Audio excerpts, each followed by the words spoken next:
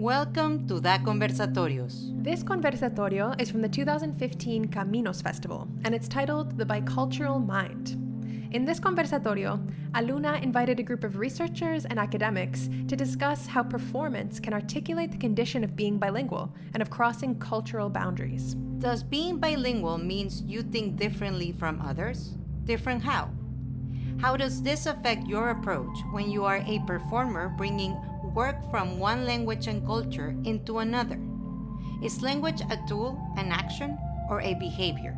Our panelists shared some of their research in these areas and then opened up to a conversation with the festival audience. Our panelists are Carla Melo, a researcher, director, and performer who is invested in creating and thinking critical about the intersections of performance, social engagement, and activism. María Constanza Guzmán, a translator and associate professor in the School of Translation and the Department of Hispanic Studies at York University. Elena Basile, translator, artist, and scholar. She teaches at the University of Toronto and York University, where her research and poetic practice focuses on the politics of feminist, queer, migrant poetics. Margaret Manson, a research associate at York University's Center for Education and Community. Sasha Kovacs is an artist and performance scholar.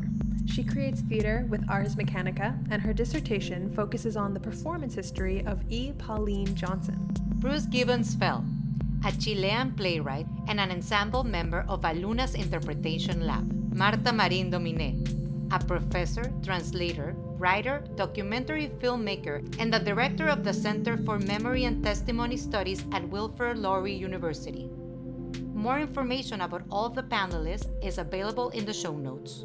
Throughout the conversation, you'll hear speakers refer to the lab. That would be Aluna Theatre's Interpretation Lab, a year-and-a-half-long experimental workshop exploring how to break the barriers of language through image, action, technology, and translation. They performed and presented research as part of the festival that year.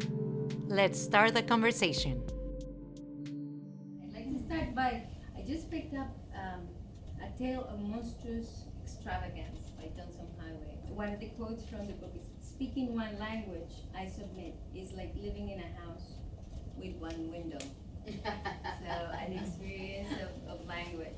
As a translator, I'm a translator also, and which I shared with many of us here in the room.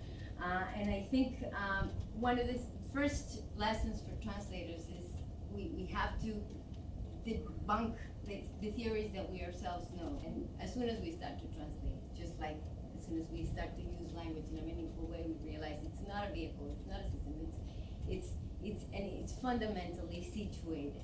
I thought it was so beautiful how Billy today, when he was speaking, he said, you have to understand the rest sisters, you have to understand what's the history of that subject who spoke, what's his history. So what an approach. Our approach to language would be so different, and to national languages and language policy would be so different if we could see language that way. So it is situated. It's situated socially. It's situated politically. It's ideologically situated. So when we're talking about Spanish in Toronto, Spanish in Canada, where is it? Where is it positioned vis-a-vis what in this sort of environment of multilingualism? So it's situated historically as well, and it's situated in the body. It's an embodied experience. It's a gendered experience. It's a racialized experience. It's an experience of class, of all these different things, right?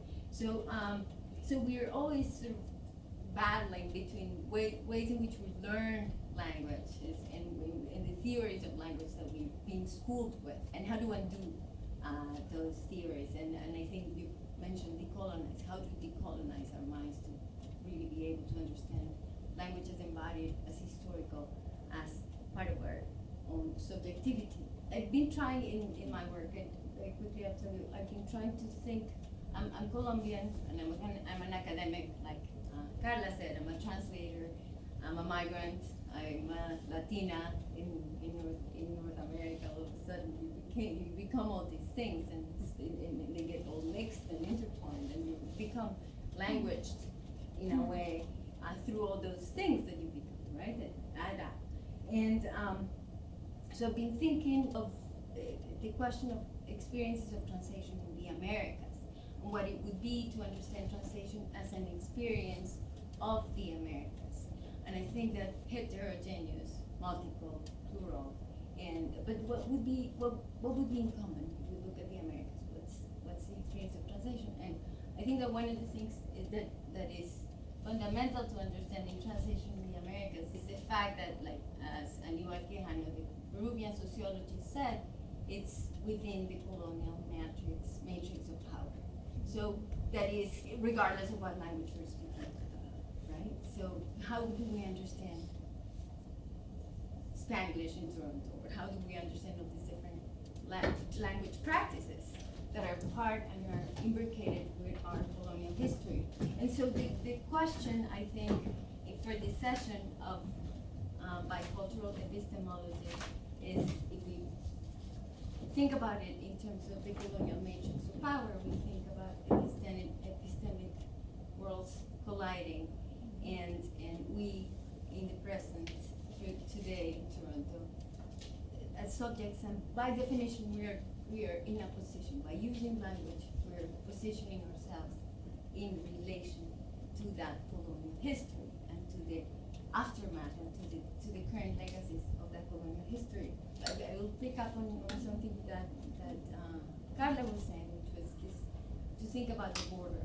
I've been thinking, I think that the border is one of the places where you see language as a symptom of coloniality and of the wound, of the colonial wound, and the manifestations in language.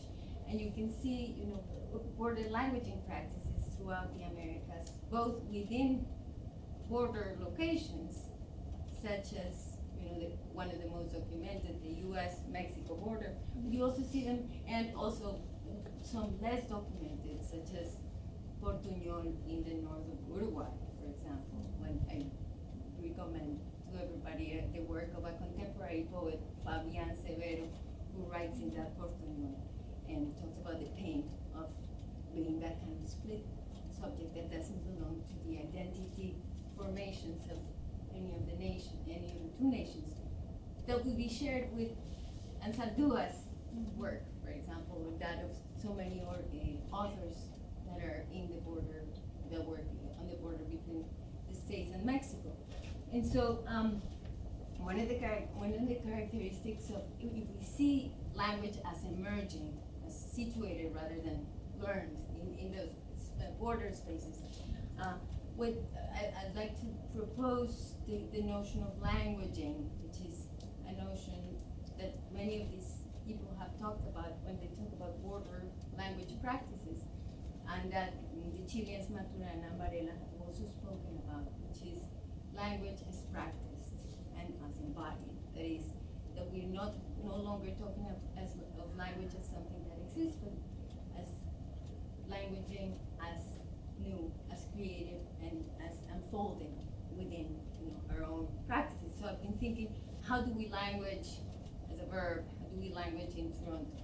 How do, as Latin American migrants, what are the languaging practices that we have that mark us and that let us, by which we are symptoms of that colonial history and its contemporary permutation? So that is a notion that I wanted to raise in particular, because I think that the experiments in the lab have been experiments with languaging at different levels, and in some cases maybe the two languages were used more as vehicles, that is, taken for what they are, and translation was discrete from one discrete language into another. And in some exercises there was more language practice emerging, right? And so I think that for performance, if in Toronto as a political tool, and as a statement, if languaging as historicized and situated can be there as a problem from the beginning, the way it's being here in the labs, I think it's it's going to be a space of poiesis. It's going to be a space of production of new poetics and new languages, new theatrical languages, and new languages as such. This space has been incredibly rich, has been extraordinarily multilingual, productive, and these are some of the things that I wanted to share with you. And I would like to invite my peers to also share maybe their impressions or any thoughts or notions that you have possible.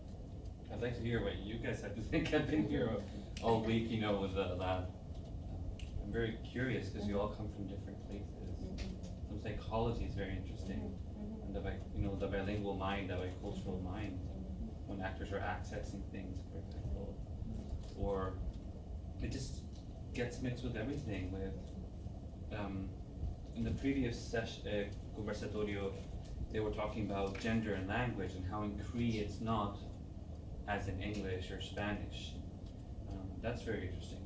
Like for a performer, you see them performing in a very different way, it affects your body. Makes you behave differently, right? I think we talk a lot about like the performative language as performative, right? The whole J.L. Austen idea of the speech act, but then just hearing this concept of language itself making you behave differently. Like when there was that conversation in the last Conversatorio about, in Cree, the language itself calls for respect. It has a different relationship to the idea of respect. So to me, that was something that's super interesting in how it's not just the speech act, it's not just the words that make us act differently, it's the language itself that makes us act in a completely different way, in a different relationship to each other. Bill Austin writes about these speech acts, right? So this is like when you go to grad school and then you're like, what do I really know? About these things that I've read. So I think he talks particularly about it in the context of like a wedding. So when you say I do, in this particularly, it affects your action, or it should, maybe. It is an action and makes you active. So just to me, I've always understood it as this kind of discrete thing. There are these speech acts, but to think of different languages as choreographing these complete different actions, and action as relationship. That to me is something that's worth perhaps mining a little bit more. Like I've just started to take Gengeha lessons, Mohawk, at the Native Canadian Center. And it's a completely different, I'm like monolingual person. My father is, a Hungarian refugee. My mother is Dutch. And I'm there trying to learn Gengeha. And it makes you act, you have to act differently. There's just sounds that you've never explored in the back of your throat, like glottal sounds. I've never had to make glottal sounds. In Hungarian, you kind of make more glottal sounds. But anyway, so there's things like that. I think that made me think of like Austin, but differently. I feel extremely honored to be here. As someone who has no particular, I'm not specialized in theater in any shape or form, but what I do in some of my own work and what I realize, I keep realizing by working on translation, multilingualism, and I've done this recent project on translation in progress that is more, it was a kind of participatory and kind of democratic work with an experiment in mapping Toronto, mapping parts of Toronto as done via people's experience of how we called it making place out of space, the ability to sort of, how do you go about thinking about the city as this layered place of settlement and displacement, an ongoing historical layers of settlement and displacement. And what I kept bumping up against in this particular experiment, but also previous things, is language is never just language. Never, ever. Even like what we learn, what came today via both the first panel, the first Conversatorio and the second Conversatorio, is language is not just embedded in bodies, embedded transgenerationally, is embedded in patterns of behavior that you learn while suckling at the breast, literally. Sort of you learn how to say hello and goodbye, please and thank you, while you're learning also the protocols of your own culture of how you do certain things. And that is ongoing, and it's ongoing through life. And you can, when we do the written part or anything, there's just a slice, a very narrow slice that we get out of these things. The big problems that we have when we are in particular talking about the colonial or the settler colonial matrix, and what seems to come from both watching Marine Life last night and then this was, we are also in a given state of woundedness. There's no two ways about it, of displacement. That is, Marine Life was particularly interesting because it's a displacement that is both profoundly cultural, but it was so embedded in also the environmental issue and that strong, the image of water and the womb-like thing happening. There was this, what captured me about the play was at one point at the end of the play, who's the character that's the protagonist, the woman protagonist, she says, when she's gone back to Mexico, and she said, oh, what is that word for home that is not home? It's not in any language. And I think we are in this particular situation in many ways, whether we are settler colonial, like whatever kind of heritage we are in this place of trying to figure out a name for a home that is not a home, that needs to feel like home, we need to make it home.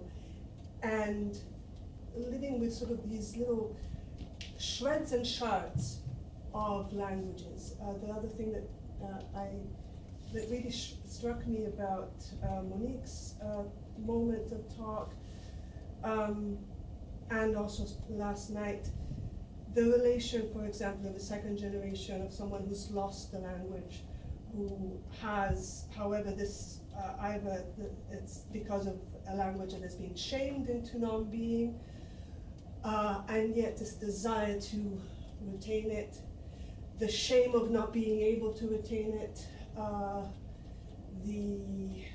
the ongoing need to put some kind of political energy on it. Sometimes you get fanatic about it at some point because you need to protect it from elsewhere. I think kind of historically or situationally, geographically where we are, it seems to me we're at a place where sort of we are at the place where the acknowledgement of the wound, the working of the trauma, because it is a trauma, is in tension with this desire for that dynamic, transformative, mestiza border, you know, we are dealing with hybridization all the time.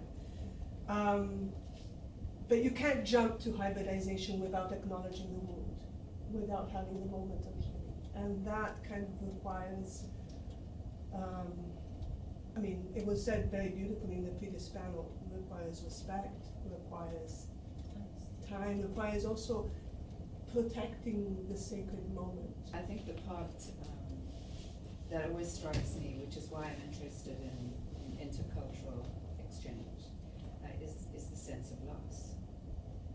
And you're raising that question of home, where is home, which is a sort of universal question that's I think has been explored in a number of different ways, and it's related to hybridity. But it's also, if we want to relate it to language as well, it's also the loss of what is the sort of sense of identity that one has when you use a particular language. You live in a particular place, you're related to a particular set of customs and beliefs. And then you arrive at this border that you need to cross. I haven't crossed that border in terms of working in theatre, I've crossed that border more in terms of moving to live in different places, and then thinking about what the implications of the border might be when it comes to learning.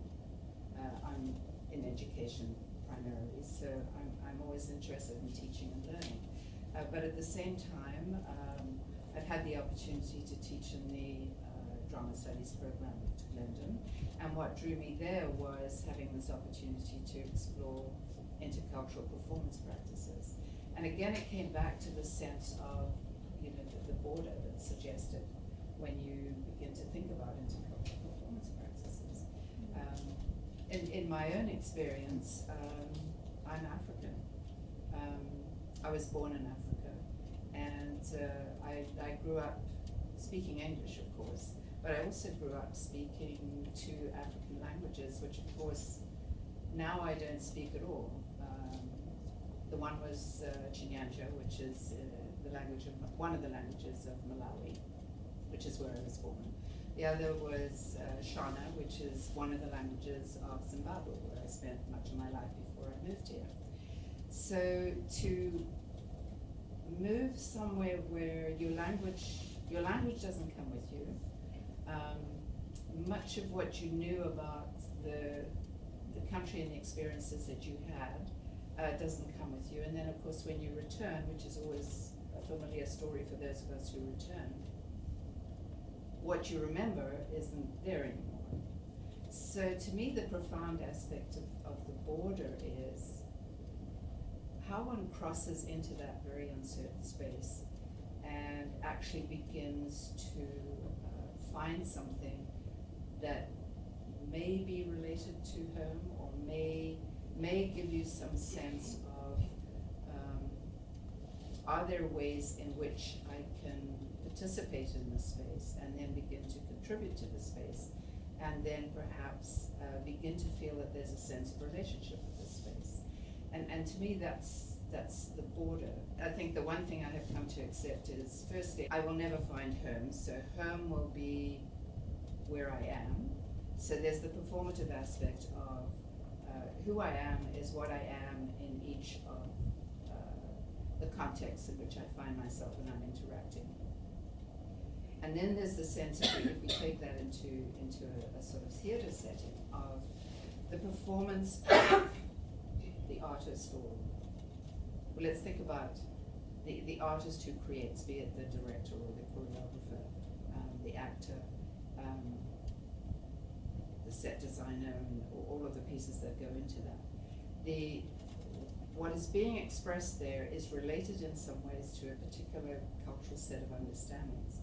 But the possibility of the intercultural is that now you can begin to do some of that work in exchange with others. So you begin to approach others, and then this becomes an aspect of intercultural performance, and this work across borders of I encounter others whom I don't really know. Perhaps I can come to know them in terms of the way in which we work together. That may be through linguistic structures, or it may be through performative structures, or it may be through different interpretations that we make of particular contexts in which we have lived. But I think we're all trying to make sense of where do we find ourselves when we've lost something that belongs to us or is part of us, but we see traces of it in where we are, and then if we're able to reach out to others, work with them, bring those traces together to create something, now perhaps we can create a piece, and in some cases, theoretically, this is known as hybridization, or the hybrid form. But I think what happens in theatre here in Toronto moves beyond that hybrid form. And I think of the three pieces I saw last night. And I think of the work, Bea and Trevor, that you've been doing together. And I don't see it as hybrid performance, because I think in part what you're doing is you're bringing together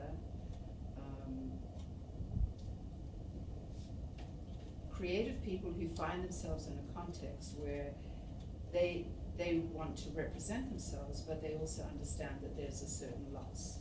And then how do we work across that loss and find some way to express our understandings in a way that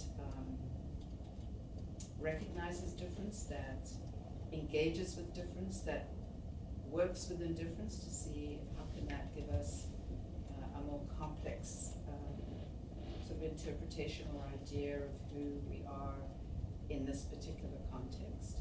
So to come back to the border, this notion of the border, I think that it is, it's a point at which sort of cultural experiences, cultural understandings, the sort of specificities of cultures can also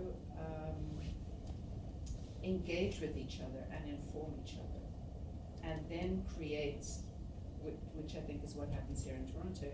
So then we're creating a culture also that is really very present in this time and place, because that's where it arose from, but it's drawn on all of these other knowledges and practices and understandings, and it's sort of grounded in this capacity that people have to say, you know, I will engage with you as other, but the other is not that we're separate, it's that we're curious about each other. We think we can learn about each other, we can learn from each other. I was not expecting to bring psychoanalysis on the table, on the floor, but it seems that you are inviting me to do so. I am. I'll do it in a very characteristic way. First of all, bad news. Because according to psychoanalysis, and if we take Lacan, rather than Freud, once we enter the dimension of language, so once we start speaking or recognizing speech and language, we've lost. Once we enter language, we've lost a part of us that cannot be ever expressed through any other language. And this is the very fascinating idea, because also this perception of language is the language is a master, but nobody obeys it, which is very interesting. I'm not talking obviously about grammar, about talking from gestures to tone of voice, the words that we like the best, those words that never come to our minds but we know them, etc. Good news, because we've lost, we use language in a way to reach something that we have lost and will never recover. Better news, this is by definition desire, to look for something that we've never managed to find. So I completely agree with all of you, and you've said it, language is never language, it's something more, might be a modality to of relation with the other, might be a form of demanding love as well, because going a little bit further than speech act is when you say I do, according to Lacan, it's because we are expecting somebody else saying I do too. But you love me or not? I want to hear that, right? It's a way of also expressing the desire to be loved, which is after all what we do in our own professions, no matter what, right? From a construction worker to an academic. I'm part of a bilingual ensemble, and I'm the only one. There's 3 actors, well 4. Rosa took a break. I'm the only one who's not an actor, or the only bad actor, if you want to put it that way too, or oversized muppet. And for me, it's very interesting what happens in their brains. Very, very interesting, because you said there is this desire, but desire also has an instinctive, pre-linguistic kind of root. The desire. You know more. Like the desire for like. Keep forcing me. And we construct about that language, and then we have bilingual actors who do these constructions in different ways at different moments, and then they have to act, and then it's very different when they're acting in Spanish or in English or in French. Yeah. And then according to, depends on, for me, it depends kind of on the scene, and then we try to create these exercises where we calibrate them in a way. And there's a lot of negotiation going on. I was precisely not going to talk about psychoanalysis, but to mention, to share with you, because I'm working on that. I'm very interested, and I think it touches issues related to performance and acting. One of them is, I'm sorry to be so boring, the technical definition of bilingual. Bilingual is a person who speaks in more than one language without noticing it. Technically speaking, and bilinguistics is like, okay, you saw a movie, but you cannot say if you saw it in this language or this other, right? They are very few bilingual, technically speaking, and it's very interesting. And why I bring in this, because I think the difference between a bilingual who has integrated these languages as part of a skin, if you wanted to put it poetically, and a person who speaks more than one language, is that, for me, and this is my hypothesis, is that the bilingual person has many voices in her head, whereas the one that manages to speak in more than one language keeps having only one. And this is very important when translating, and very important, I guess, from acting. Translating, my own experience, I go to my voice of the language that I consider mine, and I have all the treasure of the languages. How my grandmother was saying that. How is this said? If I work the reverse, using English or French or another language, I don't have this voice. I'm mute. My reference is a text, so I work with voices, one voice, and with a text, which is an altogether different experience. One doesn't go through the skin. The other one is knowledge. Second point, and I'll be very brief, that I wanted to bring here, and you have mentioned it.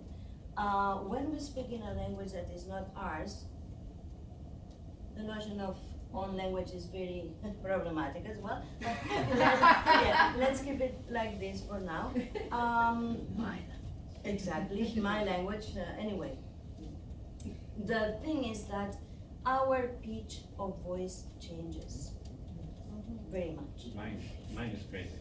Right? Yeah. And I think this is very interesting, and is maybe related to some sort of tension, or I don't want to psychologize this. Psychoanalysis is not psychology.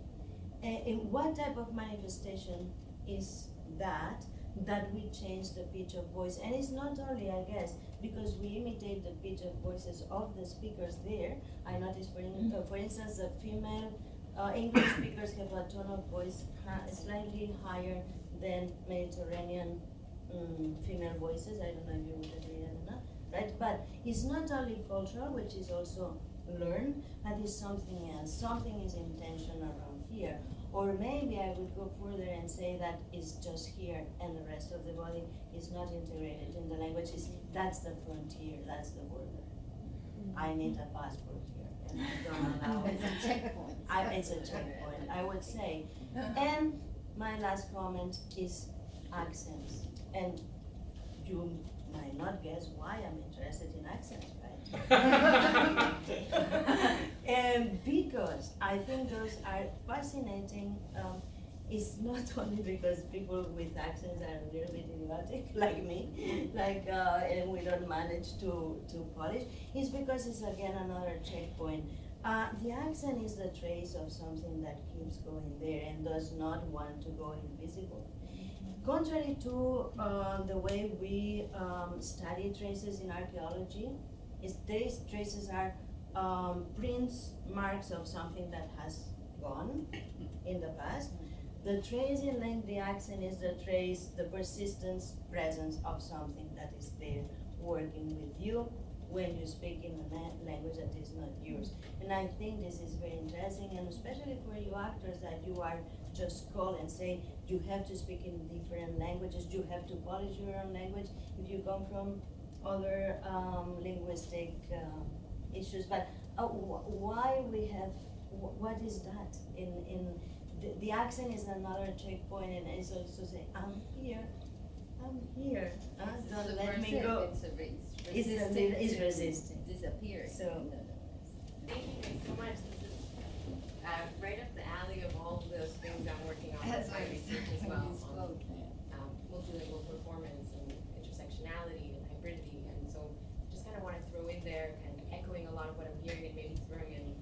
different perspective, which is where does the border exist, which ties into what you're just asking about, what is our own language, because interestingly, again, for going back to Gloria and Sandua, when you look at what she meant by hybridity, and again, for her it's really intra-cultural, not just intercultural, because those cultures are existing within her, which is a different positionality, right? So across this whole week, it's been fantastic because clearly everyone in this room and everyone who's been in this room is coming to that positioning across very different entry points and experiences. It's very different to have grown up in a certain language and arrive as an adult to a secondary space.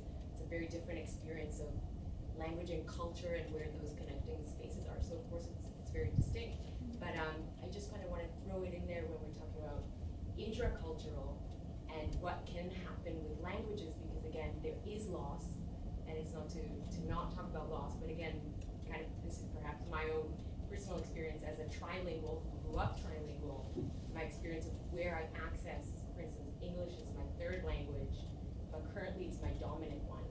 And that's a very interesting question about dominance and access and space for creative thinking within different languages.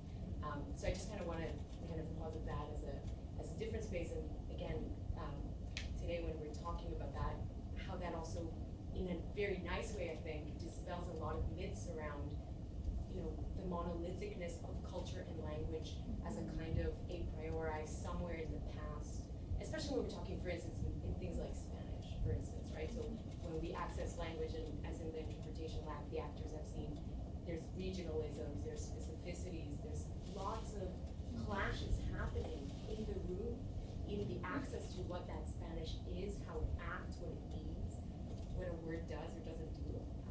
And so for me, that's a really, maybe another way to kind of just open up another entry point to this discussion, that there is loss, there is border, and then there are the kind of strange creatures that are in the third space, right? And the third space has been theorized as a 21st century situation around language and the inhibiting of, like how one language inhibits another, but what that means is not necessarily one-to-one. And cognitive science has found that if you do speak more than one language, even your monolinguistic access to language is no longer the same as a monolingual's access to language. Go figure how and what they're doing, but just to throw that out there, so that means that it's not the same. So even when you return to Spanish, it's not as a monolingual Spanish person, right? Which again is just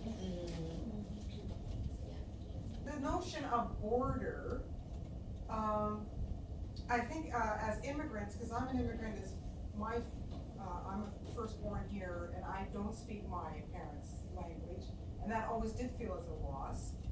And when I went to the Netherlands for the first time, particularly Friesland, I immediately, when I in the land, felt home, like I never felt here, even though I'm born here and love where I come from, which is not Toronto. But I have worked a lot in theater over the last 20 years with Monique, with Erica, with Center for Indigenous Theater. I ran Native Earth for a while, and I never once, it just occurred to me now, encountered the notion of borders in Indigenous theater. So land, territory, story, and that's the other thing, language, story in theater. So as I mean, we talk about blockages when we're performers, right? And as actors, you learn to breathe into this mysterious place that may be the place beyond borders, or accessing some kind of memory of being an infant before you learned a language and lost all that capability, like that capability that we apparently have to learn any language when we're born, right? So, and then I just in terms of when you were describing all the creative people who come together to stage a play, which is actually acting out a story. And story, of course, is always evolving and helps us to understand who we are in relation to each other, and also is always a transformative, right? You're acting out a good play is a play in which transformation happens over struggle, right? So you never mentioned, you mentioned the director, the actors, the designers, and then the playwright. And because you're all so fascinated with border, and I don't know what border, like how you, whether that's been defined, I'm not an academic, right? But, and why the notion of border is so interesting for those of us who have some kind of Euro connection. I mean, my family grew up very close to the border with Germany during World War II, and so my families were occupied, and I'm fascinated with how being occupied, you know, affected them as people, and you know, and anyway, so, and yet the languages are very close between, you know, my mother's language and the language that was across the border. Anyway, I just wanted to throw out some of those observations as a theater worker, and I'm getting a lot too from, I'm assuming you're all academics, for the most part. I write plays. You're a playwright, okay, I haven't met you yet. But I've managed to understand everything they say. I don't understand it, listening to it's fascinating, yeah. Thank you. Can I just respond to the border question, and of course the important aspect of the playwright, because I was thinking of some of the work that I've seen that's arisen in ensemble situations where the stories arise out of the collective story. But yes, the playwright is the person who gives shape to that. But to go to the question of the border, that is something that fascinates me, particularly because of my life situation. But I'm thinking of Verdecchia's Fronteras Americanas.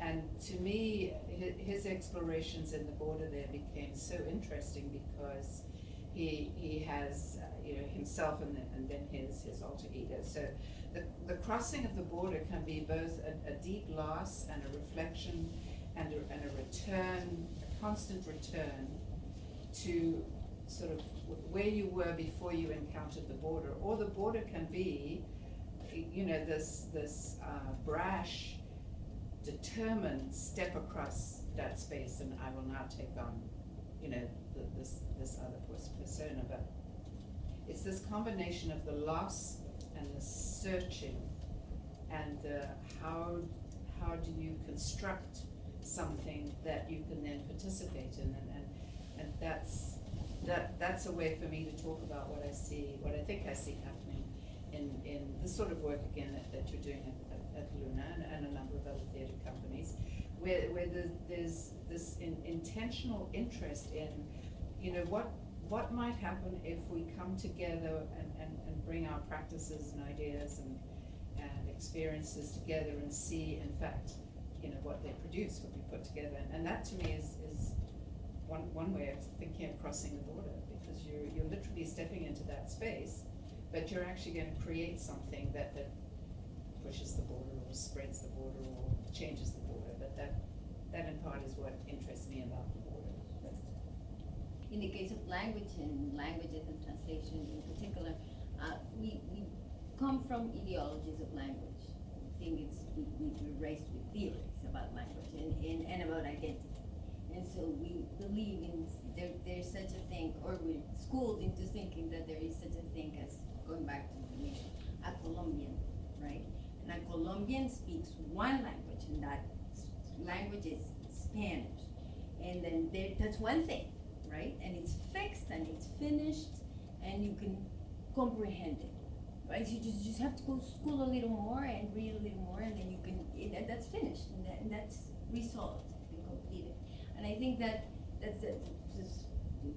countless problematic questions about that ideology. It doesn't situate language.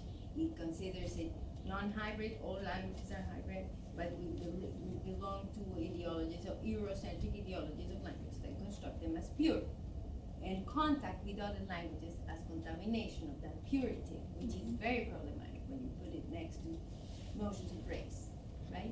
So I found it fascinating when Billy was talking today about his learning English and how it took so long to be comfortable to be able to express certain things and eventually to translate into English culture. So those are ideologies by which we define ourselves as lack, as missing something, right? And as immigrants, then we're always in the negative, because there's the assimilationist ideology forces us to become that ideology, right? So the notion of border subverts all this, right? And it's not something physical that we cross, but we are also, maps are imposed on us, and maps were imposed on indigenous people in Canada. If you think of the map as a technology of violence and domination, the map, the violence of the map and of the boundary as constructed. So what I find it so productive is precisely to work within that crisis, because it is a wound, just like we were saying. It's a wound. It's always already painful and unequal. So how do we work within that space, right? So I can't tell you it's here or there, or it starts here and it ends there. Toronto is a border space. We can do border thinking in Toronto by letting all these practices and experiences. I wanted to respond to the both comments, and I've been thinking while we're talking about the border, wonder if it's productive to think of the border as event rather than, or both spatially and eventfully, because border can just come down on you. There can be censorship, there can be a moment that just can fix all of a sudden and they produce wounds. Or they can come up imperceptibly through schooling, through learning to navigate what language, through from going to family, to school, to peer group, etc. What is more important at what particular stage, and what you should just keep out of the frame and what not. Those are borders, and they happen. They happen, or you also make them happen depending on what you want or not want to transgress at any particular moment. With this, I wanted to speak a little bit about that question of the dominance, the trilingual, bilingual, what have you. We go back to what Marta was saying around that question of the technical bilingual, and then I think again we are somewhat infused with Eurocentric epistemologies and Eurocentric language habits. Particularly English has a whole set of language habits that are about analytical parsing, categorizing, that tends to privilege epistemologically, it's more important to categorize rather than tell the story of. And we keep going back to telling the story. When you tell the story of, the bilingual becomes something other than just the bilingual. I could say that at different points in your life, you are more bilingual than other points in your life. And you're navigating different languages. And then, can I tell a story? I'm thinking of my own upbringing. I'm Anglo-Italian, born of English mother and Italian father in southern Italy. Middle class. Raised from my mother, just arrived in Italy in the 70s. She spoke no Italian, so I actually, up until where I was 4, I only spoke English. Then I kind of realized I had to go to school, was going to school. Italian was what was spoken, but not just Italian, it was also the local dialect, Barese. And Barese was the dialect of my peers. I had to figure out that one in conjunction with figuring out the Italian of school. And eventually I remember exactly making at one point a decision to leave English behind because it just was not relevant at that particular stage. At some point it was more relevant to actually that I speak good dialect to make it with my peers and not get bullied or anything. And I can't say which one of that part of me is authentic. And I think this is, you have those moments of dominance And then coming to Canada, a whole other set, of thought, okay, I don't want to go to the States, I want to go to Canada because at least I speak the language. Came here, couldn't understand a word of what people were saying because it was a different accent. It was a different everything. And also, I realized very quickly, I needed to navigate the city, I needed to learn how to read Now magazine before I could read all of the academics. And there was no dictionary for that. Absolutely no dictionary. What is it? I remember this one point, someone at the post office told me, show me the dough. The dough? What do you mean by dough? I said, show me the money.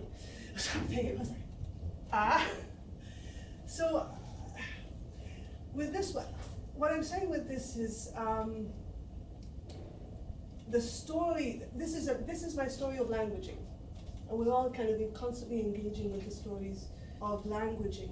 The importance and the insistence on practicing mindful listening to what's coming from the other, that curiosity. It requires also at times acknowledging that sort of in the everyday encounters, there's these moments when things just the block comes, and you can't do anything about it unless you sort of start moving around or acknowledge that something is happened.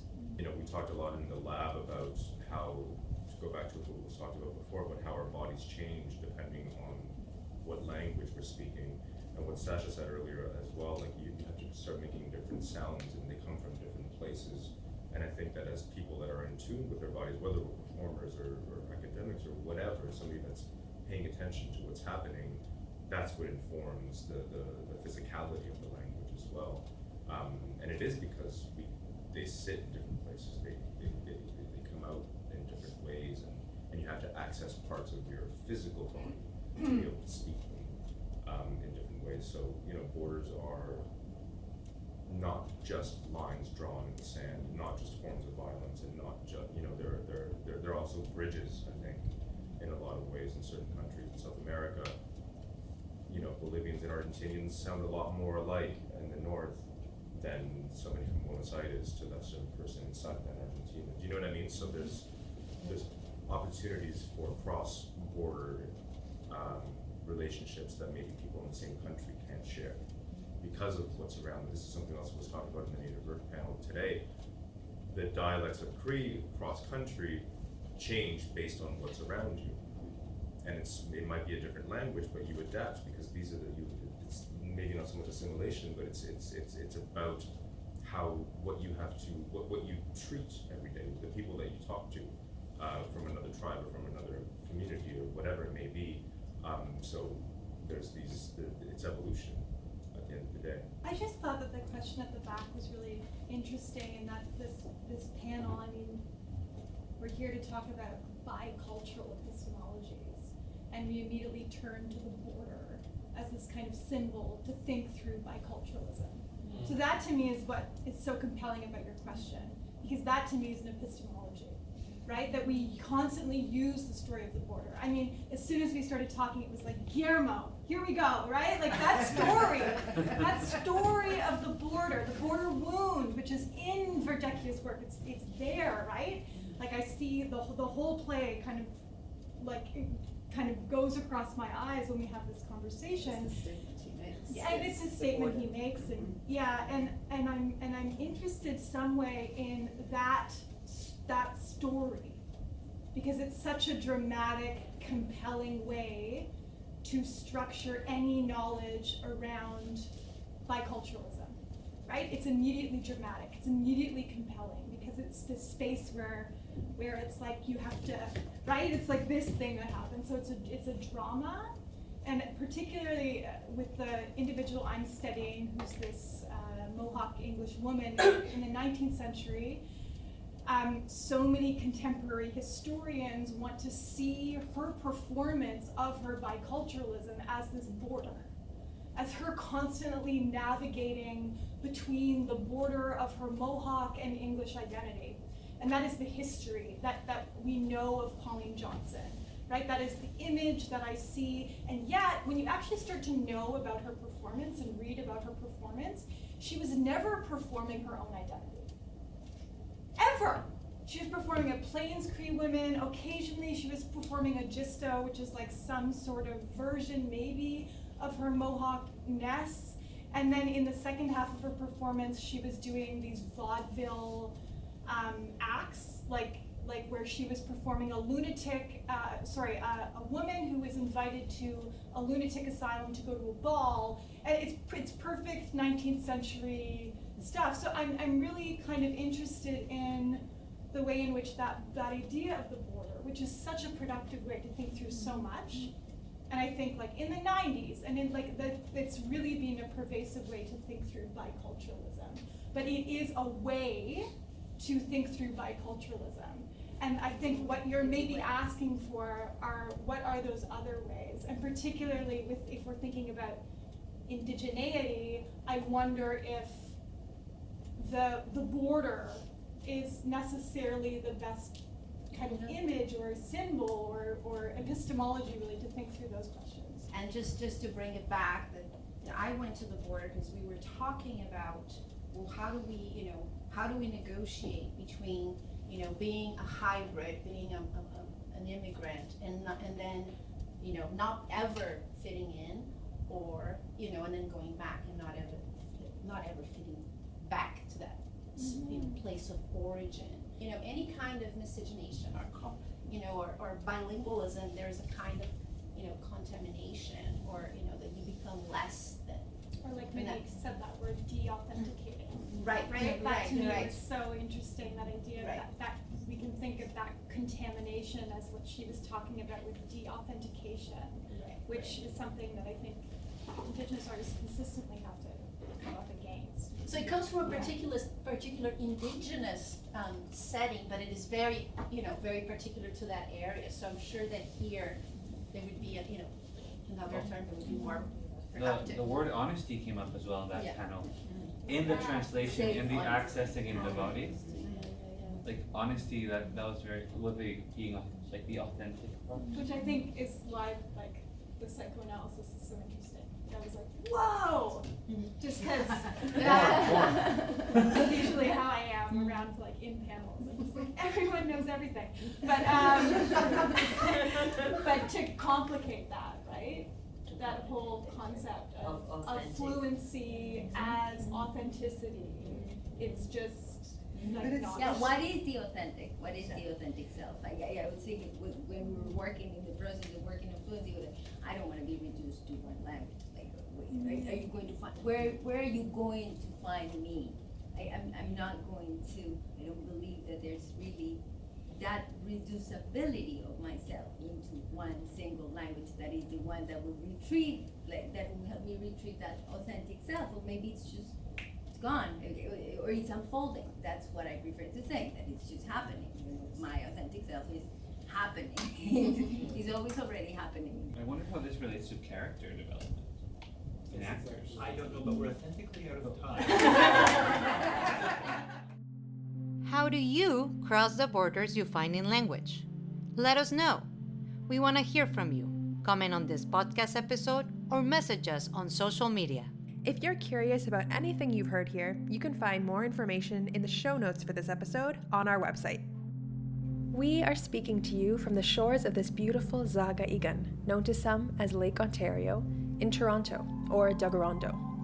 This is the ancestral territory of the Haudenosaunee, or Longhouse Confederacy, the Anishinaabeg Nation, the Wendat, and the Mississaugas of the Credit. This land is covered by the Dish with One Spoon Wampum and Treaty 13, also known as the Toronto Purchase. At Aluna, we remember that people can begin to heal when they are heard. We are committed to artful participation in disagreements. We are committed to unsettling ourselves towards connection, respect, and justice for all people who now live in this city, which has been a meeting place since time immemorial. Radio Aluna Theatre is produced by Aluna Theatre with support from the Toronto Arts Council, the Ontario Arts Council, the Canada Council for the Arts, the Department of Canadian Heritage, the Metcalf Foundation, and TD Bank. Aluna Theatre is Beatriz Pisano and Trevor Shelness with Sue Ballin. Radio Aluna Theatre is produced by Mónica Garrido and Camila Diaz Varela. For more about Aluna Theatre, visit us at alunatheatre.ca, follow at Aluna Theatre on Twitter or Instagram, or like us on Facebook. Miigwech and Nyawangoa.